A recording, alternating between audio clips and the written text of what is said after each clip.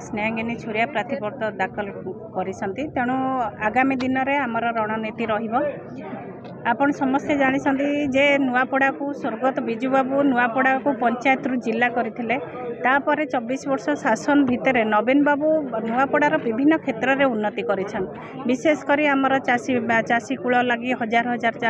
चाष जमी की पानी मड़ेइसंती पीवा पानी मध्य जगैसंती तार से विभिन्न काम करा जायछि शिक्षा हो स्वास्थ्य हो गमनागमन हो प्रत्येक लोकंकर साधारण जीवन यापन रे जहाँ आवश्यक अछि नवीन बाबू सबु क्षेत्र में जोगै दैछन। तेणु से आशा से विश्वास 2024 निर्वाचन रे लोके कहते भूल है आ जो सरकार आसी आज 15 मासरे विफलता साउंटी